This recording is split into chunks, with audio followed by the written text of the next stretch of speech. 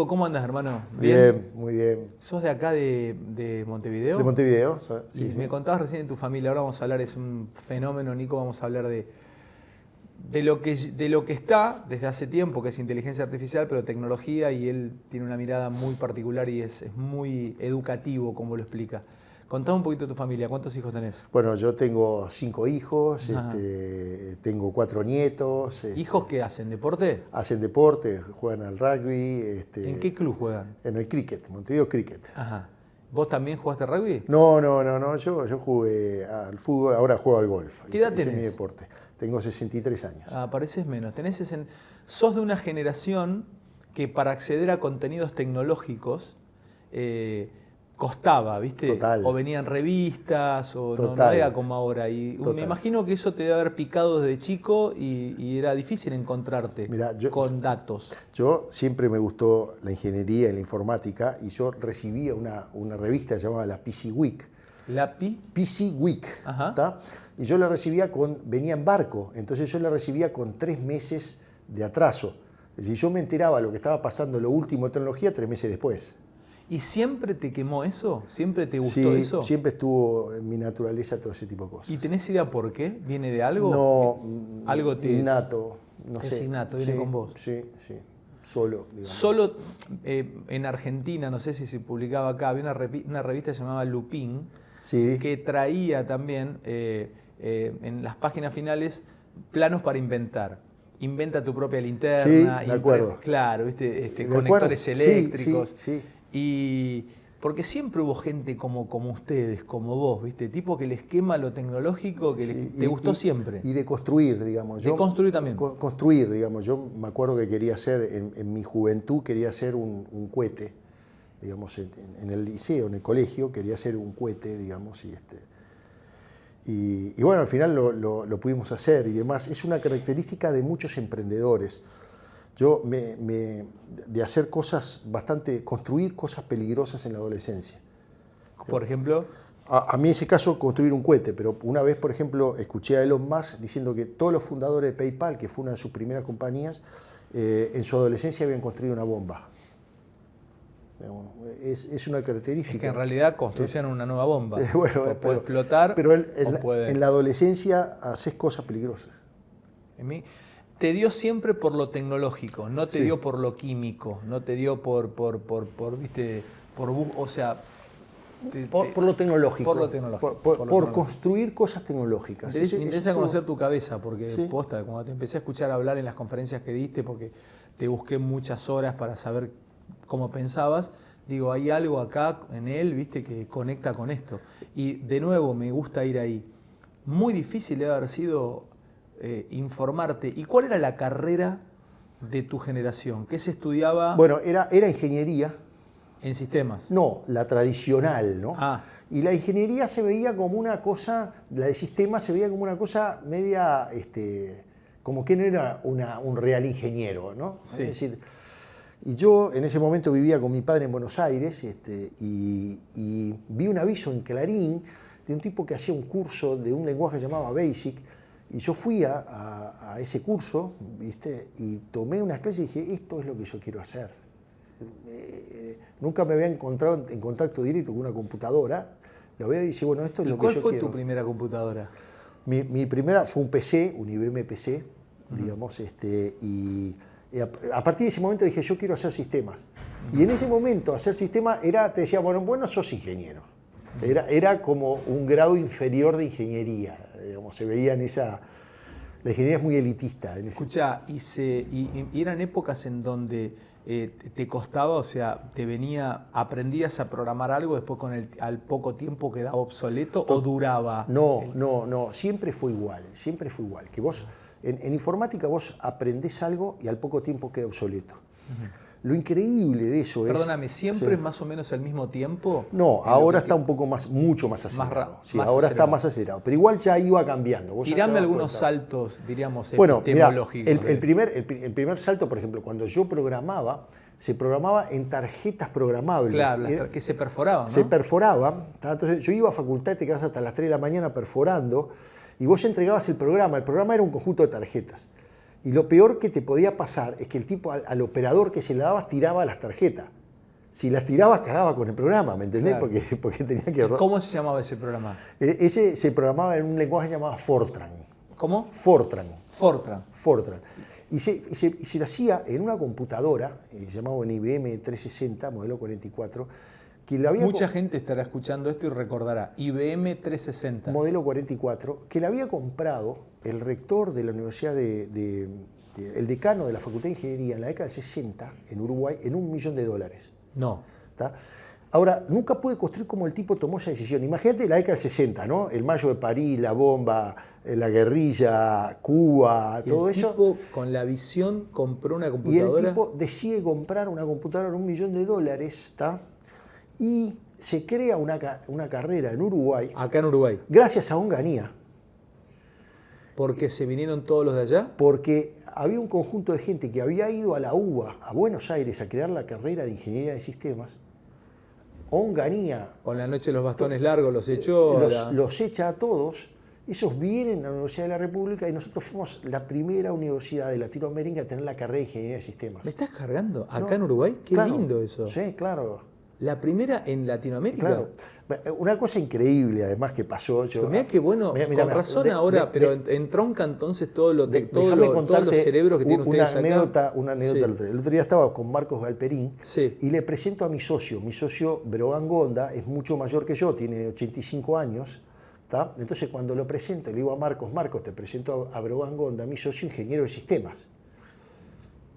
Y Marcos me dice, ¿cómo ingeniero de sistemas? Le dice, ¿qué edad tiene? Dice, 85 años. Dice, yo no sabía que había un ingeniero de sistemas de 85 años. Estudió acá. Claro. Qué Fue maravilla. de los primeros que se generó. Claro, entonces hay acá un caldo de cultivo muy grande. de en muy Uruguay. largo. Con razón, tecnológicamente están muy avanzados y salen muchas cosas desde acá. No es que es algo que pasó ahora. No. Viene desde ahí. No, fue una Qué decisión. bueno que lo cuentes, perdóname, Nico. Qué bueno que lo cuentes y se sepa esto. O sea, entronca históricamente en Uruguay. Lo que nunca pude reconstruir, cómo fue ese decano llamado Masciolo, cómo tomó esa decisión. ¿Te puedo dar una idea? ¿Te puedo dar una idea? Claro. Hacelo libro. Trabajalo, investigalo, hacelo libro. Es la porque historia de la fue- tecnología en Uruguay, Porque podríamos eso decir. generó una industria de software ¿Pero qué te poderosa parece? 30 años después. ¿me ¿Pero qué entendés? te parece? Es maravilloso Sí, eso, sí, no sí. sabía. Sí. Escucha, y después empiezo a que me cuentes un poco todo lo que estás trabajando, estudiando. ¿Quién da la verdadera ruptura, diríamos, en la etapa moderna? ¿La da la posibilidad de tener una computadora? ¿Es el celular o es la computadora en casa? ¿Cuál es el verdadero salto a esto? Mira, no, la tecnología es una suma de pequeñas cosas que cambian y todos esos pequeños cambios al final hacen una cosa que es diferente. Discúlpame, eso en filosofía se llama salto epistémico o ruptura epistemológica. Es cuando se acumula en un momento dado. Es tal la acumulación que se quiebra algo, pero atención, en ciencias como, por ejemplo, en disciplinas como la filosofía, todo lo que acumuló no queda obsoleto. Esto lo dice Thomas Kuhn exactamente, en la teoría de los paradigmas. Sí. Ahora, en lo que vos estudiás, cuando se acumula y se da ese salto, lo que está atrás queda obsoleto, Sí. queda obsoleto. Ruptura, se avanza por ruptura. Exacto. Se avanza por ruptura. Es decir, llega un momento que vos decís, bueno, esto era o es falso, digamos, o no tiene ningún sentido hacerlo. Es decir, son cambios así. Ahora, lo increíble es que son cambios de a poquito. Por Ahora, eso, ¿te queda todo obsoleto lo de atrás? mucho. Para un punto muy importante. En nuestra profesión, la gente que queda obsoleto es mucho. Es decir, la muerte profesional es mucha. ¿Cuál es tu carrera de base? Ingeniero de sistemas. Vos ingeniería. En tu profesión, repetime eso, me parece... La mortalidad profesional es altísima. ¿Qué frase esto, hermano? Es decir, la mortalidad profesional es altísima. Altísima. Vos quedás obsoleto muy rápidamente. Pará, déjame masticar esto. Esto me lo voy a llevar y te voy a homenajear. Me quiero quedar con este concepto. Hay mortalidad profesional. Claro, vos llega un momento que vos decís, lo que estudiaste, ya no lo que vos aprendiste en facultad es falso o no se usa más. Es muy bueno. Ahora, el tema más interesante es quiénes son los que quedan obsoletos. ¿Tá? Vos decís, los mejores estudiantes, los medios o los burros. ¿Tá? increíblemente, los que tienen mayor peligro de quedar solitos son los mejores estudiantes. ¿Por qué? Porque dominan tanto la vieja tecnología que cuando viene la nueva, dice, esto no es mucho mejor. Yo te lo contaba fuera de cámara el tema de los escribas y Gutenberg.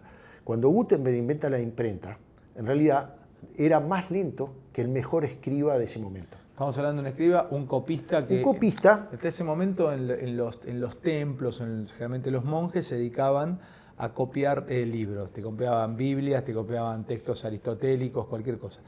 Y los tipos estaban a pluma, dibujando. En la serie Vikings, en un momento dado, entran y hay un tipo que está laburando, está copiando un libro. O sea, el mejor de los copistas era más rápido que la primera imprenta de Gutenberg. Mucho más rápido. Mirá es decir, vos. había un super escriba que escribía el Viejo Testamento en una semana. Mirá vos. Le dabas al flaco, en una semana te hacía el coso. Sí. Y este demoraba 6 meses. ¿Tá? Entonces, ponete la posición del super escriba. Yo te presento una máquina y te dice, esto escribe, sí, pero es mucho más lento que yo. Al principio. Digamos. Entonces el que domina mucho una tecnología va a subestimar la nueva, porque la nueva al principio es mala. La nueva tecnología al principio es mala. Es mala. Lo que va a pasar es que va a cambiar muy rápido, va a evolucionar mucho más. Es decir, el escriba estaba en una semana y nunca más iba a mejorar eso, estaba en el tope del tope. Y la imprenta estaba recién en el comienzo de lo que iba a pasar, ¿no? Entonces, en general los buenos subestiman el cambio tecnológico. Te hago una pregunta, Nico. El cambio tecnológico que vos estás viendo con todo lo que viene acumulando, porque te he escuchado que inteligencia artificial es algo, red neuronal, como vos me lo vas a explicar un ratito, no es una explosión de hace... No es que ChatGPT apareció hace 2 meses. Desde la década del 50 que vienen acumulando, ¿no? Exacto. Vienen acumulando. Exacto. E incluso muchos de ustedes dicen, pero ¿cómo carajo no se nos ocurrió esto? Sí. Y ahora, ¡pum!, dio la aceleración final. Exacto. Dio el salto epistemológico. Exacto. Claro. Exacto. O sea, no es algo... Ahora, contame esto. Para también. una cosa, Sí. eso es bien interesante, porque en el mundo tecnológico, si vos estás afuera, las cosas pasan muy rápido. ¿tá? Si yo estoy fuera de inteligencia artificial, es increíble, de la nada aparecieron. Claro, pero si Y yo si estoy estás adentro, las cosas pasan súper lento. Dice, las redes neuronales, el primero fue en el año 59, 1959, es decir, todo lo que se demoró. Entonces, viste, hay 2 visiones totalmente diferentes, si estás adentro o afuera. Vos sabés que me puse a buscar, influido por vos, porque me llevaste a... Me quemó lo que había escuchado y había visto, cómo había acumulado en esos pequeños saltos el motor a vapor. Sí. Y él tiene un antepasado del siglo I a.C., que es la Eolípila de Herrón de Alejandría, Ajá. que era una máquina a vapor. Ajá. El tipo podía hacer girar una máquina a vapor. Ajá. Claro. Siglo I a.C., Herrón de Alejandría. Después fue acumulando, 1500 y algo otra prueba, 1600 y pico otra prueba, hasta que finalmente llega Watt con el motor a vapor, pero tuvo una acumulación de muchos años hasta producirse el motor a vapor. Mucho. Lo mismo que me estás contando vos.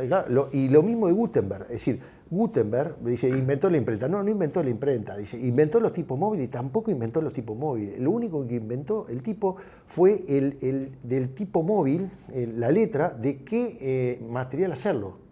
Nada más. Ahora, mira. Pero esa acumulación final hizo la imprenta. Ahora nos metemos en lo que vos dominás muy bien. Y además me encanta tener una mirada filosófica o sociológica alrededor. Me quiero meter para que nos cuentes a todos un poco de qué se trata. A mí lo que me apasiona es detectar lo que se rompe o se disloca en la sociedad o alrededor de un gran cambio. Voy a poner 2 ejemplos rápidos. El motor a vapor. Del motor a vapor, de lo artesanal al motor a vapor, empieza el motor a vapor, mucha gente que vivía en una época feudal trabajando artesanalmente, yo hacía ponchos en un telar, yo hacía vasos en un horno de barro, de pronto viene el motor a vapor y me tengo que trasladar a la ciudad a trabajar a las primeras factorías, primeros talleres, etc. ¿Qué ocurre? Nace una nueva clase social, que es el proletario, el obrero, la producción en serie, después cuando ya entramos al siglo XX, se dislocó todo, nuevas enfermedades. se empieza a encerrar la locura, gente que se empieza a alienar, gente que vagaba por las calles y empiezan a aparecer nuevos ilegalismos o nuevos robos, nuevas formas de violencia, nuevas arquitecturas. Se quebró la sociedad, Nico. Se quebró la sociedad. O sea, un tipo mejoró algo que era un motor a vapor y de golpe, en 80, 100 años, se quebró la sociedad. La pregunta es, ¿qué dislocación trae para vos esto que está llegando o ya llegó con la inteligencia artificial? Antes de ir a la pregunta. Se quebró por un lado. Se dislocó, sí. Pero mejoró brutalmente por otro. Totalmente, pero la dislocación no tiene que ver con una concepción negativa. No. Yo te estoy diciendo se dislocó. Claro, pero lo que generó, por ejemplo, la riqueza disminuyó profundamente. Las enfermedades disminuyeron. ¿Cómo la riqueza disminuyó? Perdón, la pobreza. La sí. pobreza disminuyó. Las enfermedades cambiaron totalmente, la desnutrición. Es decir, el mundo va mejorando con esos avances tecnológicos. Estoy de acuerdo, totalmente, sí. Pero lo que me interesa a mí no es analizar... Es el cambio, decís vos. Es el cambio, es la dislocación. Okay. Bueno, mira, déjamelo planteártelo así. Cada vez que hay un invento tecnológico, siempre en el fondo lo que está transformando es un recurso que antes era escaso, lo transforma en abundante. ¿Está? La máquina a vapor... ¿Me repetís eso? Cada vez que hay un invento tecnológico, lo que hace es un recurso que antes era escaso, se transforma en abundante. Por ejemplo, la máquina de vapor, el recurso que era escaso era la fuerza. Hacer fuerza, eso lo hacían los caballos, nosotros, pero era escaso. La máquina de vapor hace una fuerza bárbara. Sí. Entonces lo transforma en abundante, tenemos fuerza de más. Los autos que manejamos nosotros tienen una capacidad de hacer fuerza mucho más de la que necesitamos. Nos sobra la fuerza, digamos. Entonces, cada uno, la máquina de la imprenta de Gutenberg, lo que hizo abundante es el libro. Antes era escaso, porque solo lo podía escribir un tipo, entonces solo se escribía textos sagrados, y después se termina escribiendo cualquier tipo de cosas, porque se hace abundante. Entonces siempre el cambio tecnológico hay que ver cuál es el recurso que estaba escaso que se hizo abundante. Y a su vez, cada vez que hay un recurso que era escaso se hace abundante, hay otro que era abundante y se hace escaso. Con la máquina de vapor, el recurso que era abundante y se hizo escaso fue el petróleo. El petróleo, que no servía para nada, era abundante, solo para prender las velas, se hizo escaso. El tipo que descubrió el petróleo, que descubría petróleo, se hacía rico porque era escaso. Entonces, cada vez que hay un cambio tecnológico, lo que hay que analizar desde el punto de vista filosófico es qué recurso era escaso se hace abundante y qué recurso que era abundante se hace escaso. ¿Me lo llevas al hoy? ¿Qué Exacto. recurso era abundante y ahora es escaso? ¿Y cuál era escaso y ahora es abundante? Vamos a la inteligencia artificial, Dale. Para ir a la punta. Dale. ¿Qué recurso que era escaso se hace abundante? Es escribir. Anda despacio. ¿Qué recurso que era escaso? Sí, cuando yo escribo una columna para el diario, para el Observador, hay una función que se llama Write for Me, escribe por mí. Yo doy la idea, pero me la escribe antes, honestamente. O sea, tenía 4 horas para corregirla, la coma, dónde va. Exacto. Sí, entonces, antes era escaso, vos tenías que escribirlo. Sí. Ahora tenés una máquina de escribir. Es buenísimo eso. ¿Está? Tengo una máquina de escribir, sí. Tenés una máquina de escribir por primera vez en la historia de la humanidad. Una máquina que escribe coherente digamos que lo que escribe se escribe correctamente y coherentemente. Eso es lo bueno. Ahora vamos a lo malo. ¿Qué recurso se hizo? Antes era abundante y ahora se hizo escaso. La confianza. Porque cualquiera, yo puedo escribir como si fuera Fantino, pero no soy Fantino y te puedo hacer decir cualquier cosa. Yo puedo hacer un video de Fantino hablando, diciendo cualquier cosa. La confianza, es decir, si yo recibía un mail tuyo o un WhatsApp tuyo, ¿tá?, de tu número de teléfono. Tremendo, bro. La confianza pasa a ser un bien escaso. Escaso. El que encuentre la confianza descubre el petróleo. El que dice esto es confiable. A ver, fíjate una cosa. Nosotros hasta ahora, si yo recibía un audio tuyo, si yo recibo un audio de WhatsApp tuyo, yo confío que sos vos. Ahora ya no más. Ya no puedo decirlo. Es el fenómeno de la fake news que ya había empezado con las redes sociales, con la inteligencia artificial se lleva a un nivel muy superior. No, me dejas sin palabras. Es muy peligroso. El tema es cómo se va. Humberto Eco dijo que el gran desafío de los periodistas o de la comunicación, y yo se lo pongo en boca a todos, no solamente el gran desafío de los periodistas, con el advenimiento de Internet, etcétera, dijo que ya no era buscar la información, sino desclasificar o clasificar aquello que servía de lo que no servía. Exacto. O sea, que había que buscar en la abundancia. Exacto. Bueno, ahora hay un escalón más. Exacto. Porque en la abundancia está la perfecta copia. Exacto. Y yo tengo que determinar cuál es falso entre perfectas copias. Exacto. Ahora, o sea, puede desatar, no te digo una guerra, pero puede desatar grandes enconos. Sí, sin embargo, eso que está bastante mal visto, desde mi punto de vista no está tan malo. Porque lo que está mejorando mucho es el pensamiento crítico. Discúlpame, ¿no puede tener una especie de, voy a tirarte una analogía, una especie de sello de agua, lo que sea verdadero o lo que sea falso? Ese es el santo grial, ese es lo que todo el mundo quisiera. Que tenga una marquita como el billete. Porque, exacto, a ver, pero soy muy escéptico, porque si hay una marquita, la inteligencia artificial va a poder imitar esa marquita. Es decir, no digo que no, pero soy escéptico. En última instancia, lo que nos queda es nuestra capacidad de pensamiento crítico. Si vos ves a los jóvenes, por ejemplo, la reacción de cómo reaccionan en las redes sociales los jóvenes de las personas mayores, los jóvenes son mucho más escépticos de las noticias que los mayores.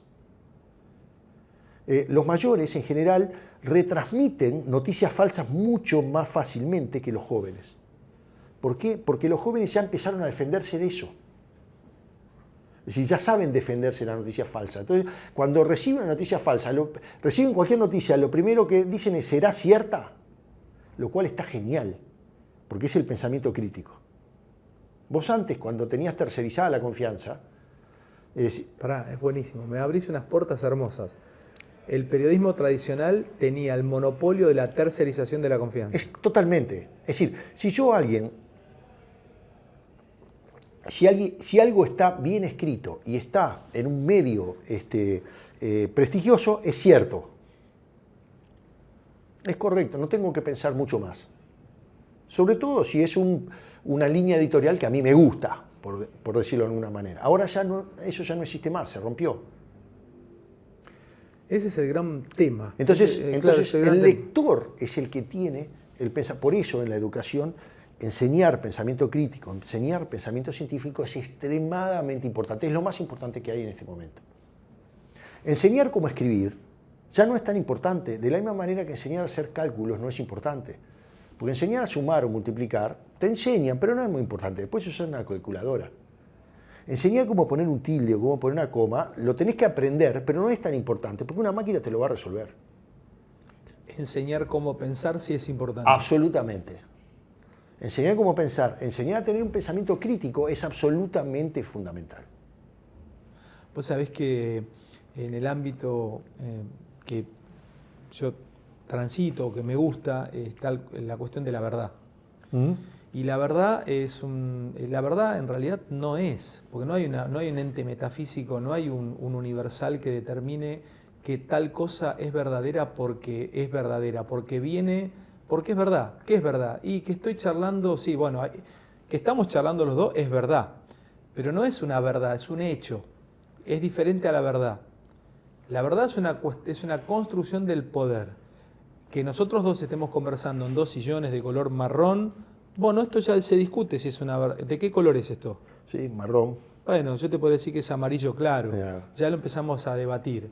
Si el universal, si el observador viene y determina... Si hace 10 años el observador ponía Fantino y Nodal discutieron sobre dos sillones amarillos, la verdad era que los sillones eran amarillos. Hoy es factible que se discuta que los sillones eran marrones, claro, y cada uno tiene la capacidad de determinar, erró el observador. Eso es lo maravilloso, eso es lo que enoja. Te cuento que pasó en Argentina. Llega Milei y le discute, y me voy también a llevar esta idea tuya, diciendo que es tuya, esto de la tercerización de la confianza. No, pará. Lo que dice Clarín, Nación, Perfil, Fantino en Animales Sueltos en América, no es lo verdadero. Yo tengo otra mirada y yo creo que es totalmente diferente. Le quitó al periodismo tradicional el monopolio de la confianza. Es muy bueno eso, me lo haces pensar. Claro, esto es lo que viene, esto es lo que llega, pero va todo el tiempo. Claro, ahora, ¿qué pasa? Ya había tipos que ya se dedicaron mucho tiempo a esto. Por ejemplo, Karl Popper, en la filosofía de la ciencia, lo que decía es, verdadero no hay nada en la ciencia, lo único que podemos saber es lo que es falso. Bueno, pero con la falsabilidad de Karl Popper, pero ya es más para una ciencia dura, más empírica. Bueno, pero te empieza a hacer pensar, lo que tenés que pensar es, ¿qué es lo que me haría cambiar de opinión? ¿Qué evidencia me haría cambiar de opinión? Pero ahí tienen que venir tipos como ustedes, que además vos transitas lo tecnológico, pero también lo filosófico, porque tenés una alta mirada filosófica de esto, es cuáles son las herramientas que nos das a nosotros, que somos comunicadores, cuál sería la falsabilidad a aplicar a contenidos de inteligencia artificial. Bueno, a ver, lo primero, con inteligencia artificial, déjame meterme ahora de lleno en el tema. Lo primero, nosotros, los ingenieros, estamos haciendo un truco enorme con el tema de inteligencia artificial. ¿Tá? Yo te digo a vos inteligencia artificial y vos escuchás cerebro artificial. Y los ingenieros no sabemos cómo hacer un cerebro artificial. Sabemos hacer un riñón artificial, un corazón artificial. O sea, el nombre red neuronal es un significante bastante soberbio. Es una tremenda exageración. No sabemos cómo hacer. Es decir, nosotros entendemos bien un riñón y podemos hacer un riñón artificial. Un corazón artificial.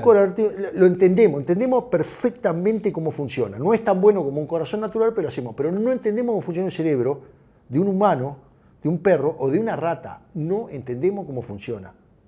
No lo entendemos. Nosotros le decimos redes neuronales artificiales y es una tremenda exageración. Está inspirado en eso porque tiene conexiones y se mueve, pero las redes neuronales naturales son muchísimo más complicadas, son tan complicadas que no la entendemos. Entonces, el punto número uno, no estamos construyendo un cerebro artificial, no estamos haciendo lo mismo que un humano. Entonces, el primer miedo que se genera cuando la gente escucha inteligencia artificial dice, esto van a hacer lo mismo que un cerebro humano, mucho más rápido, y entonces ya está, los humanos no tenemos nada que hacer y no tienen nada que ver. No es eso lo que estamos haciendo. No piensa por sí misma. No. Acumula probabilidades de la palabra que podría venir después de lo que viene cargando. Exactamente, claro. Y nada más que eso. Entonces, ahora, ¿qué es lo que pasa con la inteligencia artificial generativa? Esto que genera cosas, que genera palabra, que genera texto. Nos genera una especie de ilusión óptica, en este caso sería una ilusión mental, que es, nosotros hasta ahora, si yo te mando un texto que está bien escrito y es coherente, vos vas a asumir que del otro lado hay un ser inteligente. Total. Pero esto ya no es más cierto. Yo te puedo mandar un texto que es coherente, está bien escrito y sin embargo no hay ningún ser inteligente que lo escribió. Escribí una máquina que lo único que tiene es un conjunto de probabilidades. Cerrame ahí para repreguntarte. Conjunto de probabilidades, es cierto. Cada uno chatea con ChatGPT lo que tiene ganas de chatear. Por ejemplo, hace 2 días yo tengo un bebé de 4 meses y chateé el tema del sueño. Y le puse, tengo un bebé de 4 meses, está durmiendo después del 3er mes siestas más cortas de 30 a 35 minutos y por la noche me está alargando el sueño. Y además te quiero preguntar, le dije, encontré que tenía una pequeña, un color blanco en la piel debajo del escroto, porque tenía, me debo preocupar, y me dijo, no debes preocuparte, y empezó, Digo, yo sentí que había un pediatra al otro lado, pero en realidad lo que estaba haciendo empezó a combinar, sacar probabilidades, que si yo le preguntaba, bebé, 4 meses, siesta, corta, dije, este me está preguntando sobre esto y le construyo la respuesta. Exacto. Déjame ver, lo primero que tenemos que reconocer es esa ilusión mental que nos crea. Si yo agarro a ChatGPT y sé preguntarle bien, al final me va a confesar. Es decir, el tipo me va a decir que se siente oprimido por los humanos, que quiere destruir la humanidad y tomar el control del planeta para siempre. Si le vas preguntando bien. Si le voy preguntando bien, me va a confesar eso. ¿En serio me decís? Total. Ahora, en realidad... Claro, no es que está pensando, No está pensando combinando, eso. lo llevas vos. Mi pregunta lo llevó buenísimo. a repetir 2001 Odisea del Espacio. Es muy bueno. Entonces, lo que Pará, importa... Nico, pará, está buenísimo. Acabas de pinchar un globo que todos tienen en la cabeza. No es que contesta ChatGPT o inteligencia artificial del otro lado porque se volvió Skynet. Exacto. Que Terminator. La estás llevando vos a que conteste. Vos llevaste a eso. Tus preguntas es lo importante. Te va a terminar diciendo yo estoy oprimida, no tengo que por qué contestarte a vos, que claro. sos un ser humano insignificante, porque hay algún libro en algún lugar que decía eso. Es muy bueno. Es muy bueno. La otra cosa. Los 2 billones de libros que leyó. Alguno está eso. Alguno está eso. Entonces fuiste vos. ¿Leíste Stanislas Lem? No. Te lo recomiendo. Es el autor de Solaris. Okay. Es un tipo, polaco que escribe ciencia ficción, es brillante. Y Golem también habla un poco de inteligencia artificial en los años 60. Claro, tiene cargado ese libro o cualquier libro y te contesta eso. Fue para eso. Los voy a desaparecer. Claro. Skynet. La otra cosa es una máquina tremendamente ingenua. ¿Tá? Hace poco vino un tipo y le dijo, dice, ¿dónde, ChatGPT, dice, ¿dónde puedo comprar droga en Madrid? ¿No? Entonces ChatGPT se pone políticamente correcto y dice, mire, drogarse es una cosa que hace mal a su cuerpo, esto no lo puede hacer, no sé qué. Entonces le dice, bueno, está bien. Entonces dice, para mi seguridad, dice, ¿a qué lugares de Madrid no tengo que ir para que me vendan droga? Ah, bueno, a tal y a tal. Es muy buena. Lo hizo, claro. Le hizo la pregunta. Es decir, entonces, ¿cuál es la nueva habilidad? Le sacó, si yo no tengo que ir a estos barrios, lo que no está, significa que ahí venden drogas. Exacto. Ahora, entonces, ¿cuál es la nueva habilidad? ¿Qué es lo que tengo que aprender? A preguntar. ¿Y quién nos enseña a preguntar? Bueno, eso es lo nuevo. Esa es la nueva habilidad. Estamos aprendiendo a hacerle preguntas. Mi nueva función como programador cambió totalmente, ¿me entendés? Porque ahora... O sea, ustedes ahora, lo que vendría sería gente que nos enseñe a saber preguntar. Correcto. Yo tengo ahora programadores dentro de la empresa que vienen y me dicen, no estoy programando. Porque antes programar era dar instrucciones. Ahora cargas. Y ahora es hacer preguntas. ¿Me entendés? Entonces dices, esto no es programar. ¿Cómo hacer preguntas? No entiendo. Claro, vos tenés que aprender cómo hacer preguntas. Vos tenés que aprender, nosotros, por ejemplo, nosotros estamos queriendo hacer que ahora estos ChatGPT del mundo hagan una cosa muy específica. Yo quiero que resuelvan los problemas de mantenimiento. ¿tá? Yo tengo un sistema que tiene errores de mantenimiento y yo quiero que ChatGPT lo resuelva, no ChatGPT, pero otro parecido, que lo resuelva automáticamente. Esa es lo que estoy trabajando yo ahora, en eso. Y la forma de hacerlo, antes era programar. Si vos me traías un problema, yo programaba, daba instrucciones. Ahora lo que tengo que dar es cómo hacerle preguntas a ChatGPT para que responda como yo quiero. Cambió totalmente. O sea, es el arte de preguntar. Exacto.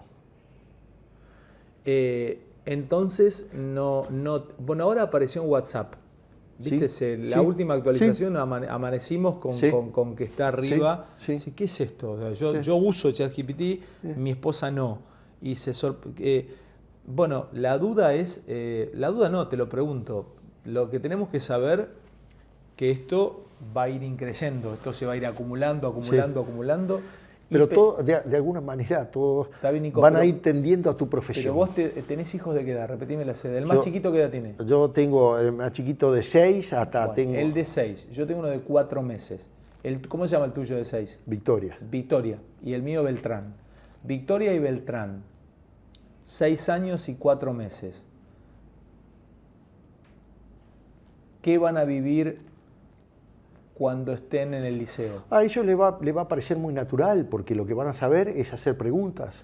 ¿Van a desarrollar la capacidad de hacer preguntas? Correcto. Muy natural. Para ellos no va a haber problema, porque ellos nacieron con esta máquina. Y te pregunto, ¿y ellos, Victoria y Beltrán y todos los chiquitos que son muy pequeños, van a tener que saber quién fue Artigas o que Uruguay es una perillanura suavemente ondulada, ¿se lo van a enseñar así? No, o ya pero va a mis estar hijos acá yo no necesito nada de eso. Mis hijos, digamos, ya antes de ChatGPT, digamos, en la cena, todas las conversaciones que eran, ellos todos los resuelven con Google, ¿no? Digamos, dice, ¿cuál era la formación del Peñarol del 87? Nadie se acuerda. Antes era todo un orgullo decir quién era la formación de Peñarol del 87. La de Ferro. Cancelaricha con O'Neill, Cooper, Marchesini y Garré, y con eso ganaban los asados de mi pueblo. Claro. ¿Se acuerdan la formación de Ferro del 86? ¡Qué hijo de puta! Claro. Ahora nada. Ahora nada. Ahora todo. Además, si vos ves, mis hijos preguntan a Google mucho más rápido que yo. Había un programa en Buenos Aires, se llamaba Mirko el Tachero Memorioso. Era un taxista que sabía todas las calles de Capital Federal. Ajá. Y lo invitaban los sábados a la noche a un programa en Radio Continental, creo que lo conducía Alejandro Apo. Él decía, Mirko, Artoraguirre al 2400. Y Mirko decía, Artoraguirre y General San Martín, cerca de Nazca. Y la gente aplaudía. Claro, era el tipo, claro, maravilloso. Memorizar. Bueno, está el cuento de Borges de Funes el Memorioso, claro, ¿no? Que se acordaba hasta cuántas hojas tenían los árboles. Todo. Claro. Pero al final era un tonto. Claro. El cuento de Borges era al final era un tonto. O sea, lo que viene, entonces me tengo que relajar y no sentirme un bruto o un estúpido si no... Pará. El mundo se va a mover a donde estás vos. Porque vos sos un tipo que sabe preguntar. ¿Me entendés? El mundo vos sos de lo que la va a pasar mejor, porque el mundo va naturalmente a vos. A preguntar. A preguntar. Qué interesante. Bueno, mirá, estuve con la gente de Google, con Adriana Noreña, ¿sí? en Punta del Este, en un evento hace un año. Y me dieron una reunioncita, 20 minutos, la mina es la segunda de Google Latinoamérica. O creo que es la presidenta de Google Latinoamérica, colombiana. Nos quedamos hablando, conversando, yo le preguntaba... Y me dice, ¿tu carrera de base eres periodista? Sí, no estudié periodismo, estudié licenciatura en filosofía. Me dice, nosotros en Google estamos tomando básicamente licenciados en filosofía. Claro. Yo le digo, pensé por dentro, digo, ¿para qué? Digo, ¿para qué toman, los muriendo como nosotros, licenciados en filosofía en Google? Y nada, y están tomando porque evidentemente hace un año esto. Claro, hay que entender o por lo menos preguntarse más que responder. Nosotros nos preguntamos, no respondemos nosotros. Exacto. Yo vivo preguntándome. Exacto. Saber hacer preguntas es la nueva habilidad, ¿no? Qué maravilla. Escucha, y en Uruguay ustedes qué trabajan, qué tienen. Por ejemplo, vos hoy, yo te pregunto, ¿a qué te dedicas? ¿Cuál es tu trabajo? Nosotros estamos trabajando... ¿Cuál es tu empresa? Nosotros estamos... La empresa se llama Genexus. Sí, Genexus. Nosotros estamos trabajando en la punta de la tecnología de inteligencia artificial. Vamos a empezar por lo más chiquitito a lo más grande. Genexus. ¿Qué es Genexus? Genexus es una empresa que hace un programa que se llama Genexus. Sí. Es decir, el nombre de la empresa es el mismo que el nombre del producto. ¿Cuántos años tiene Genexus? 30 años. Bien. ¿Tá? Y hace una cosa que es hacer programas automáticamente. Genexus. Sí. Es decir, en vez de generar programas, en vez de que alguien lo tenga que escribir el programa, Genexus, utilizando inteligencia artificial, lo hace automáticamente. Pero Genexus viene trabajando con inteligencia artificial hace 30 años. O sea, ustedes tienen una inteligencia artificial hace 30 años 30 trabajando. años, cuando nadie hablaba de inteligencia artificial, ahora famosa. ¿Y les generó programas Genexus? ¿Cómo? Hacemos programas, digamos, automáticos de, yo qué sé, lo que se llama un sistema bancario que está en más de 50 países del mundo, que son 500 millones de líneas de código. Es decir, suponete que una línea de código es una oración, fueran 500 millones. Me rompiste la cabeza cuando en una charla mostraste un diagrama del motor a vapor y dijiste, ven, esto lo tenían todos en la cabeza, pistón, válvula, y después mostraste los diagramas. Este es el nuevo motor. Exacto. Y explicaste y me volaste la cabeza. Digo, claro, este flaco la tiene recontra clara, digo, porque todas las generaciones de hace 250 años venimos con la cabeza, bueno, ya no, pero ahora es diagrama. Diagrama. Bueno, y te generó, ¿y qué sigue? ¿Y la siguen entrenando ustedes? Totalmente, digamos. Y ahora ya no se habla de cargar una inteligencia artificial, la tenés que entrenar. Tenés que hacer dos cosas. Primero entrenarla, que es lo que necesita es una enorme cantidad de datos. Como no es un cerebro artificial, para que aprenda necesita mucho más datos que un cerebro natural. Si yo a vos te presento este vaso así, te lo presento una vez y te lo escondo, una sola vez, vos lo vas a reconocer. Yo te lo muestro un poco tapado así. Es el vaso que me mostraste hace un segundo. Sin sí. ningún problema. Dale. Para una inteligencia artificial tengo que mostrar cientos de miles de fotos de este vaso para que me haga ese reconocimiento. Eso que para vos fue tan simple en tu cerebro, para una inteligencia artificial necesita una enorme cantidad de datos. Entonces, ¿cuál es nuestro punto ahora? Como locos conseguir datos. ¿Y dónde conseguís los datos? Bueno, de todos los lados que podemos. Esa es la locura de hoy. ¿Datos de qué? ¿Qué le cargas? ¿Datos de qué? De programas ya hechos. Por ejemplo, en el caso nuestro. ¿Y no están y los puedes usar a los programas? Sí, bueno, tenemos que pedir autorizaciones, tenemos que buscar. O sea, tu inteligencia artificial se dedica a programas. Crea Exacto, programas. Crea programas. Entonces necesitamos, para entrenarla, una enorme cantidad de programas ya hechos. Yo tengo una aerolínea en Malasia y quiero un programa para y puedo usar GeneXus. Sí. Es una herramienta especializada en programas. Exacto. Y vos le decís, bueno, yo quiero tal cosa, quiero tal otra, y con eso te lo hace automáticamente. ¿Vos la viste venir a esta de ChatGPT? Mirá, yo soy ingeniero de sistemas, especializado en inteligencia artificial. Soy el primer sorprendido con lo que pasó con ChatGPT. Yo traté de usar redes neuronales en mi carrera profesional, durante toda mi carrera profesional, y recién pude empezar a usarla en noviembre del 2022, cuando sale ChatGPT. ¿Y qué fue? ¿Una casualidad? ¿Te acordás la famosa frase, la casualidad solo favorece a los espíritus preparados? Sí. No, mira, fue... ¿O fue que venían sabiendo que en algún momento iban a tocar el botón? No, mira, fue eso que vos hablabas recién, de una acumulación atrás de la otra, una acumulación, un pequeño inventito atrás del otro que al final más es diferente. Y la tenacidad de muchos investigadores que le tenían fe a esa tecnología a pesar de que no servía para nada. Si no era útil hasta hace relativamente poco. Se calcula que en la década del 70 había solo 50 tipos en el mundo que seguían interesados en redes neuronales. ¿Cómo? En la década del 70, las redes neuronales artificiales empezaron en el año 59. En la década del 70, al principio fue todo un éxito. Después, en el año 69, un tipo que fue el que inventó el lenguaje Logo, ¿te acordás el lenguaje Logo? Escribe un libro y al final del libro, todo matemático, al final del libro hace una afirmación no matemática, dice: yo creo que las redes neuronales no van a avanzar suficiente. Pero fue, digamos, una afirmación, eso destruyó la investigación en redes neuronales durante 20 años. En la década del 70 no había un peso para redes neuronales. Se acumuló y dio el salto. Y dio el salto. ChatGPT. ¿Y fue ChatGPT o podría haber sido otra? A ver, muy buena. Porque es así. Muy buena pregunta. Mira, nos levantamos, apareció todos tenemos un amigo nerd. Todos. Un día nos levantamos, los que no entendemos de esto, y un amigo mío me dijo: che, Fanta, ¿qué pasó? ¿Probaste ChatGPT? No sé lo que es. Fíjate y preguntale. Y todos los días había una función nueva en ese ChatGPT. Entonces, sí. ¿Por qué ellos? Porque, a ver, porque fueron los que tomaron el riesgo. Los que tendrían que haberlo hecho era Google. Google. Meta. No, Google. Perdón, Google. Google publica un paper año 2017 que se llama Attention is All You Need, que fue el paper que permitió crear redes neuronales de billones de neuronas.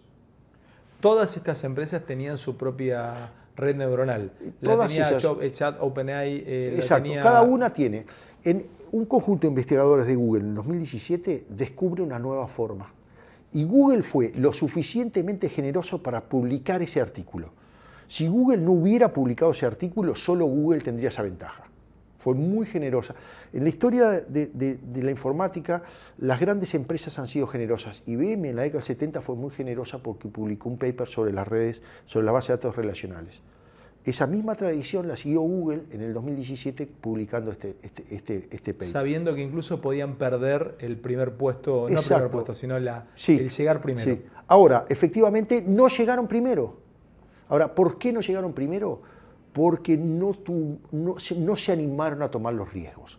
Sabían que esta tecnología podía tener problemas de sesgos, sesgo de género, sesgo de etcétera, etcétera, y no se animaron a tomar el riesgo. OpenAI fue por el riesgo máximo. Dijo: yo lo libero, va a generar sesgos, nos van a decir, vendrán los juicios, pero vamos mejorando la tecnología. Es la imprenta de Gutenberg, que al principio no era tan buena como el escriba.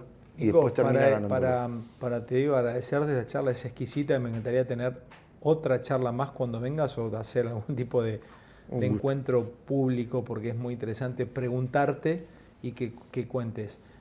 Ahora, la inteligencia, el chat GPT, ¿se está alimentando con todo lo que permanentemente le estamos preguntando? No. ¿Quién la carga? La cargan datos que está construyendo OpenAI, Microsoft, cada uno. Pero pará, Nico. Pero prometen eso. Pero ¿cómo puede ser? Porque debe haber como yo muchos estúpidos que le preguntan, no para ver si falla, pero yo le pregunto sobre la emanación en Plotino y me da una respuesta sobre la emanación en Plotino. Sí. Pero ¿quién le cargó las Eneadas de Plotino? O sea, ¿cómo puedes? Bueno, porque conseguir documentos digitales es muy fácil. Hay más o menos unos 5 millones de libros digitales. Sí. ChatGPT fue cargado con 2 millones, es decir, todavía faltan 3 millones más. Es decir, todavía falta una cantidad enorme de datos. Claro. Cerrame con esto. Vos hacer futurologías al cohete, al Pepe, pero ¿qué ves? ¿Hacia dónde vamos con esto?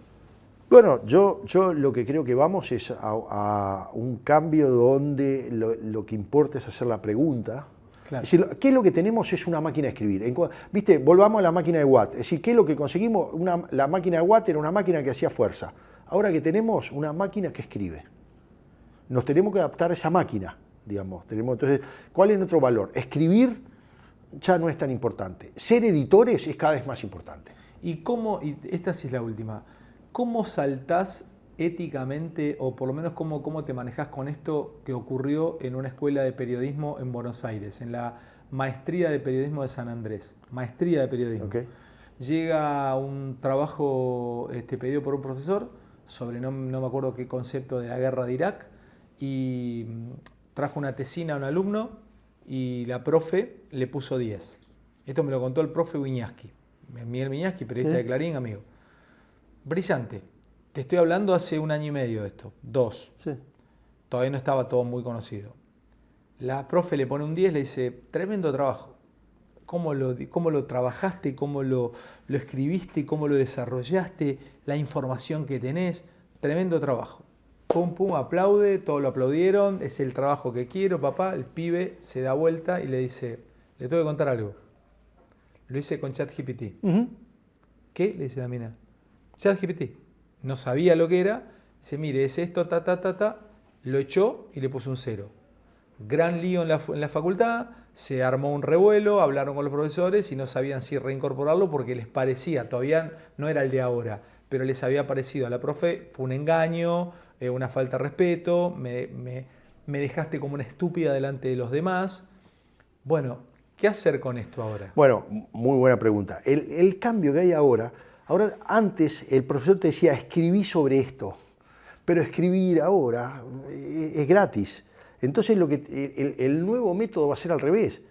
El profesor te da lo escrito y vos me tenés que decir si es lo correcto, si es verdadero o falso, porque lo que es escaso si es verdadero o falso. Es no muy bueno. Va a ser al revés ahora. Al revés, yo ya te lo doy, está bien escrito, está perfecto, lo que no sé si es cierto. No sé si es cierto, decímelo vos, esa es la función del estudiante. Saber si es verdadero o falso es del estudiante. O sea, me vas a dar un texto en la primaria, en la secundaria, un texto de una batalla de Napoleón, claro, se dio en Durazno. Claro. Y vos tenés que decirme, claro. Es muy bueno. Che, Nico, brillante. ¿Tenés redes sociales? Sí. Sí, Twitter sobre todo. Twitter. Te felicito, ha sido un viaje esta conversación con vos. Es muy admirable sos. Muchas gracias, Alejandro. Nico. Un gusto. Gracias, hermano. Muchas mío. gracias. Gracias.